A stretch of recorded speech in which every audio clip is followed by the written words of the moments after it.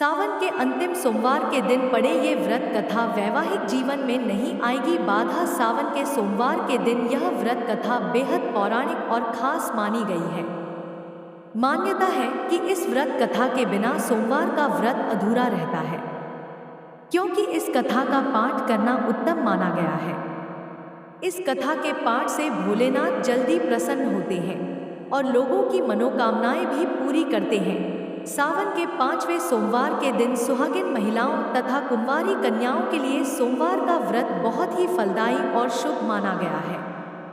मान्यता है कि सावन सोमवार का व्रत और शिव पार्वती के पूजन से सुहागिन महिलाओं को अखंड सौभाग्यवती तथा कुंवारी कन्याओं को मनचाहे वर प्राप्ति का आशीर्वाद मिलता है। वहीं शास्त्रों के अनुसार सावन सोमवार के व्रत में शिव पूजन के साथ ही व्रत कथा पढ़ना बहुत जरूरी माना गया है, अन्यथा व्रत का संपूर्ण फल प्राप्त नहीं होती है। सावन सोमवार व्रत की यह कथा बेहद पौराणिक और खास मानी गई है। सावन का महीना भगवान शिव को बेहद प्रिय है, इसलिए इस महीने में शिवजी की उपासना बेहद फलदायी होती है। शिवजी के भक्त सावन में सोमवार का व्रत रखकर भोलेनाथ की विशेष पूजा अर्चना करते हैं। इसके अलावा इस दिन सावन के सोमवार की कथा का पाठ करना भी उत्तम माना गया है। आइए अंतिम सावन सोमवार के व्रत कथा का श्रवण करते हैं।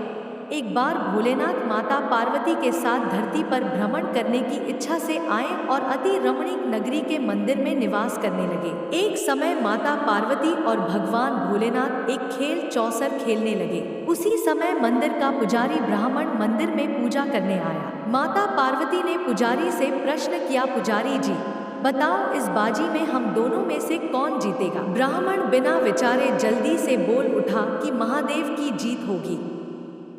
थोड़ी देर में बाजी समाप्त हो गई और माता पार्वती जीत गई। माता पार्वती को बहुत गुस्सा आया और ब्राह्मण को झूठ बोलने के अपराध के कारण ब्राह्मण को कोढ़ी होने का शाप दे दिया। पुजारी को कष्ट भोगते हुए जब बहुत दिन गुजर गए, तब एक दिन देवलोक की अप्सराएं शिवजी की पूजा करने के लिए उस मंदिर में पधारी। पुजारी के कोढ़ के कष्ट को देखकर उन्हें बड़ी दया आई। उन्होंने उससे रोगी होने का कारण पूछा। पुजारी ने निसंकोच सारी बातें बता दी। वे अप्सराएं बोली, हे पुजारी, अब तुम अधिक दुखी मत होना। सावन सोमवार का व्रत भक्तिभाव से करो।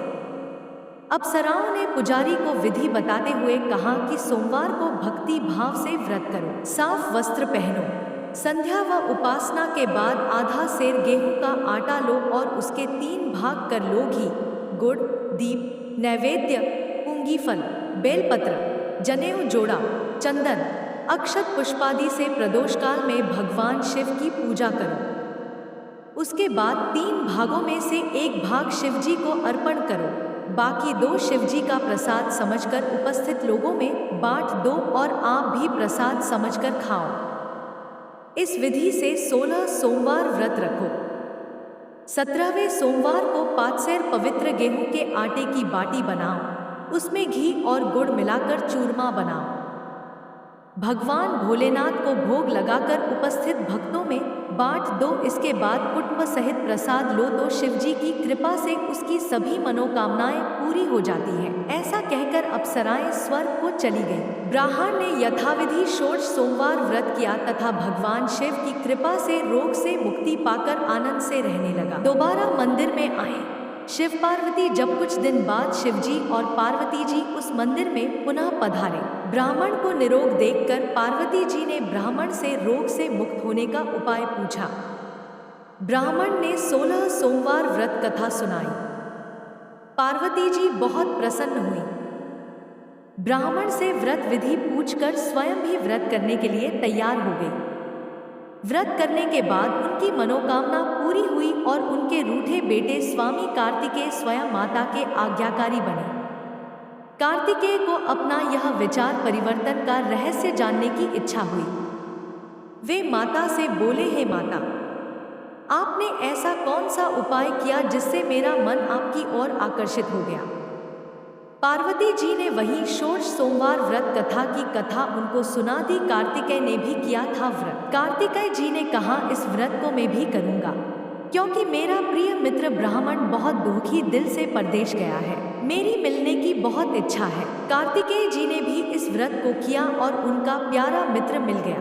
मित्र ने इस आकस्मिक मिलन का भेद पूछा तो कार्तिकेय बोले, हे मित्र, हमने तुम्हारे मिलने की इच्छा करके 16 सोमवार का व्रत किया था।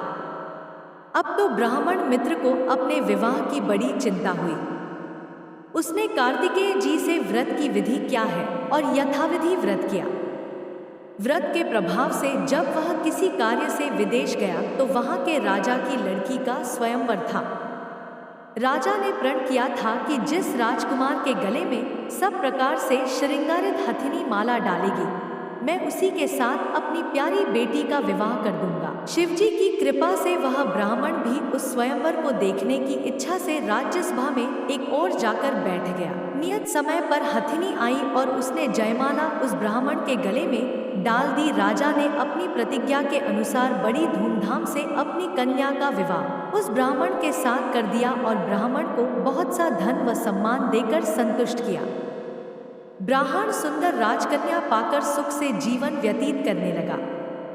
एक दिन राजकन्या ने अपने पति से प्रश्न किया, हे प्राणनाथ, आपने ऐसा कौन सा भारी पुण्य किया था जिसके प्रभाव से हथिनी ने सब राजकुमारों को छोड़कर आपको वरण किया?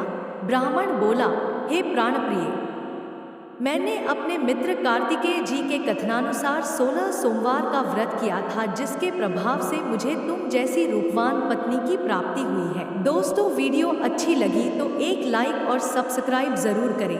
धन्यवाद।